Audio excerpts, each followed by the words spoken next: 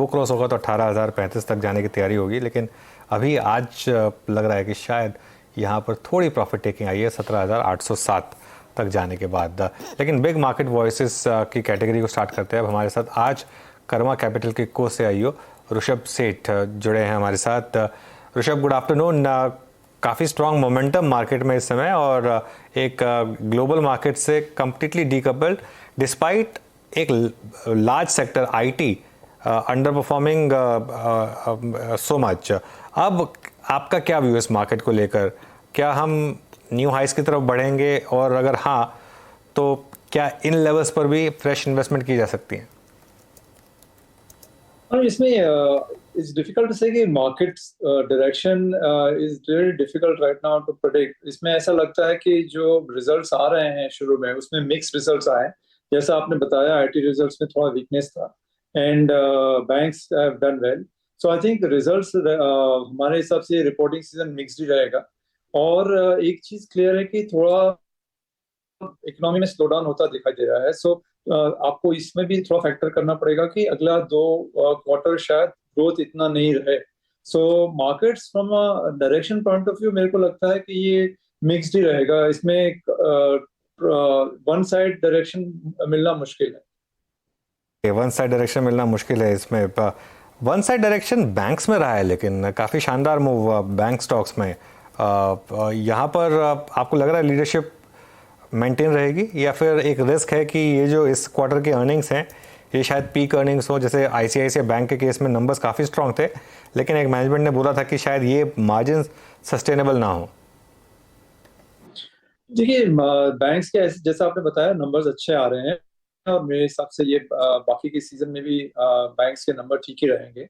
But margin speak out होते दिख रहे हैं, वो तो क्लियर है कि ये जो निम्स है वो सस्टेन होना मुश्किल है। शायद 1-2 क्वार्टर हो जाए, लेकिन उससे ज्यादा लंबा सस्टेन होना ये निम्स का मुश्किल है।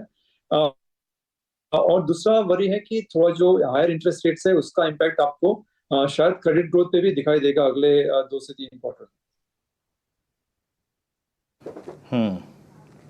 ओके ऋषभ जी, एक दो पॉकेट्स और हैं जो कि बहुत स्ट्रॉन्ग परफॉर्मेंस दे रही हैं, प्राइस परफॉर्मेंस। अभी हम ऑल टाइम हाई के नज़दीक नहीं है, बट कुछ पॉकेट्स ऑल टाइम हाई पे ट्रेड कर रहे हैं, like capital goods, few autos, और साथ ही साथ अगर आप देखें एफएमसीजी।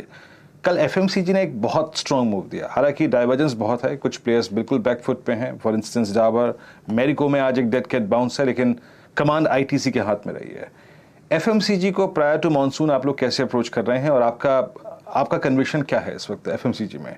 कोई अगर स्टॉक स्पेसिफिक होकर थोड़ी बात कर पाए तो आप प्लीज बताइएगा एक बार। नहीं, स्टॉक स्पेसिफिक तो शायद हम नहीं बात कर पाऊँ, बट फ्रॉम एफएमसीजी परस्पेक्टिव इसमें दो चीज हो रही है। जहाँ पे काफी सेगमेंट्स है एफएमसीजी में जहाँ पे आपको काफी नया कंपटीशन दिखने को मिल रहा है, और जहाँ पे ये नया कंपटीशन आ रहा है वहां पे थोड़ा लोगों का हेजिटेंसी रहेगा कि कैसे ये कंपटीशन बिहेव करता है।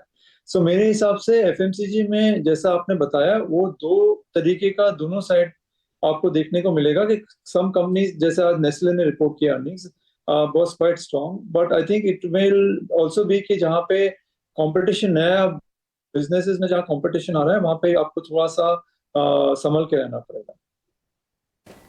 धीरू ने इनफैक्ट कुछ सेक्टर्स मेंशन किए थे जिसमें ऑटो और कैपिटल गुड्स भी था। ऋषभ, कैपिटल गुड्स को लेकर हमने देखा order flows specially in the last 3 months काफी स्ट्रांग थे। परहैप्स ईयर एंडिंग का भी इम्पैक्ट देखने को मिला था। आज एबीबी के पेरेंट की तरफ से ये अपडेट आया है कि इन्होंने अपना रेवेन्यू गाइडेंस बढ़ा दिया है। खासतौर से इंडिया एक्टिविटी ये कहते हैं साल दर साल 46% की ग्रोथ दिखा रही है। इस क्षेत्र में कितने अब आगे विकल्प हैं और बेहतर रिटर्न्स कमाने के? देखिए ऑर्डर बुक स्ट्रांग ही रहेगा जो good quality capital goods companies हैं, बिकॉज वहां पे केपेक्स साइकिल आपको देखने को मिल रही है। स्पेशली गवर्नमेंट केपेक्स साइकिल काफी स्ट्रांग है, एंड वहां पे आपको अगले 1 या 2 साल में मोमेंटम देखने को मिलेगा। खाली एक ही इसमें कंसर्न है कि क्या वैल्यूएशन पे ये कंपनी ट्रेड हो रही हैं, और ये आपको एक ध्यान रखना पड़ेगा कि एक वैल्यूएशंस जो है वो आप एक रेंज से बाहर जाएंगे तो वहां पे थोड़ा सा कंसर्न रहेगा। But business wise capital goods जो अच्छी कंपनी है उसमें अभी अभी आपको नेक्स्ट 1-2 साल में मोमेंटम दिखेगा। तो मैं आप मिड कैप काउंटर्स में भी अग्रेसिवली पैसा लगा रहे हैं, क्योंकि अगर ये मार्केट उस दिशा में जा रहा है जहां पर अच्छी तेजी और नए हाइस की तरफ हमें बढ़ना है, कितना योगदान इन मिड कैप्स की तरफ से आता हुआ दिखाई देगा और कितना एक्सपोजर इस समय रखें? देखिए, मिड कैप में भी क्या है, बहुत सारे डिफरेंट टाइप्स ऑफ कंपनीज हैं। सो मेरे हिसाब से आपको हर एक कंपनी को अपने स्ट्रेंथ और वीकनेस पे एनालाइज करना पड़ेगा। It is very difficult to say generalise के मिड कैप में कैसा मूव रहेगा। मेरे हिसाब से काफी कंपनियां हैं मिड कैप में जो who are doing well, and जहां पे आपको मोमेंटम अर्निंग्स का और ग्रोथ का दिखाई देगा। बट ये मिक्स्ड रहेगा, बिकॉज काफी कंपनीज में आपको थोड़ा ग्रोथ पे प्रेशर भी दिखाई देगा अगले 2-3 क्वार्टर्स में। कुछ particular themes mid cap space में जो जहां पर आप बुलिश हैं ऋषभ?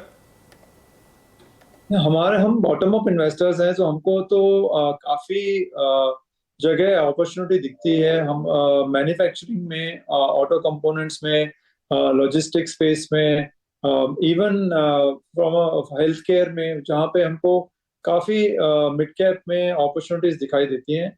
मेनली ये कंपनी, इस इंडस्ट्री सब डोमेस्टिकली ड्रिवन है, और हमारा फोकस यही है कि जो कंपनीज ज्यादा डोमेस्टिक मार्केट को केटर करती हैं, वहां पे वी आर मोर फोकस्ड। अच्छा ऋषभ जी, एक दो स्पेस और जिन्होंने बहुत स्ट्रांग मूव दिया है, अब पता नहीं वो प्राइस में ऑलरेडी मतलब सब कुछ फैक्टर इन हो चुका है, या फिर सडन जो पॉज था इस बार आरबीआई की पॉलिसी में, सडन पॉज था, मतलब मार्केट तो कहीं ना कहीं ये रीड करके चल रहा था या फिर एज्यूम करके चल रहा था कि 25 बेसिस पॉइंट का हाइक होगा, बट एक पॉज आया। मात्र 1 महीने के अंतराल में पूरा का पूरा इम्पैक्ट रियल स्टेट ने दिखा है। बहुत अच्छे प्राइस स्ट्रेच, HFCs में काफ़ी अच्छे प्राइस स्ट्रेच, और रियल स्टेट एंसिलरी में भी पॉली कैप का हम जिक्र कर रहे थे, ऑल टाइम हाई। ये स्विंग, ये पैसा ऑलरेडी बन चुका है, ये प्राइस में ऑलरेडी आ चुका है, या फिर अभी बाजार इसको और चीज करने की कोशिश करेगा? You take on real estate ancillary and HFCs इस वक्त? देखिए, आरबीआई का पॉज सडन था, सो आई थिंक थोड़ा रिलीफ रैली काइंड ऑफ देखा हमने, ये जहाँ पे हायर इंटरेस्ट रेट का ज्यादा इम्पैक्ट आता है। लेकिन एक चीज आपको माइंड में रखना पड़ेगा कि ये इंटरेस्ट रेट पॉज है, यहाँ पे इंटरेस्ट रेट कट नहीं है। तो जो इंटरेस्ट रेट बढ़े हैं उनका इम्पैक्ट आपको अगले 2-3 क्वार्टर्स में इन सब सेक्टर्स में देखने को मिलेगा। सो मेरे हिसाब से अनलेस की इंटरेस्ट रेट साइकिल रिवर्स होता है, it will be more of a relief rather than a change in direction. तो इंटरेस्ट रेट जब तक आपको ये साइकिल शिफ्ट होता नहीं दिखता towards lower interest rates, even if there is a pause, जो इंटरेस्ट रेट मूव रहा है वो काफी शार्प रहा है, स्पेशली हाउसिंग फाइनेंस वगैरह में, जिसका आपको इम्पैक्ट ओवर नेक्स्ट 2-3 क्वार्टर में देखने को मिलेगा।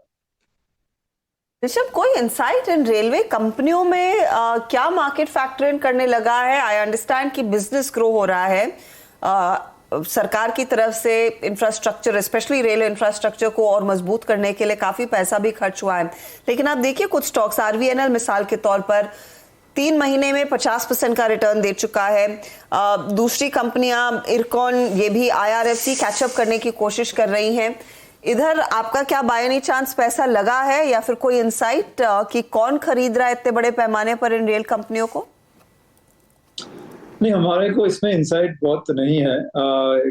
जैसा आपने बताया वैसा कि ग्रोथ रहेगा, गवर्नमेंट ऑर्डरिंग स्ट्रांग रहेगा, लेकिन कोई स्पेसिफिक इंसाइट नहीं है कि कौन ले रहा है और इस इंडिविजुअल कंपनीज के लिए। ऋषभ, चलिए फिर शुक्रिया जुड़ने के लिए आज हमारे साथ, और ये सारी बातचीत रखने के लिए हमारे सामने। एक बार मार्केट का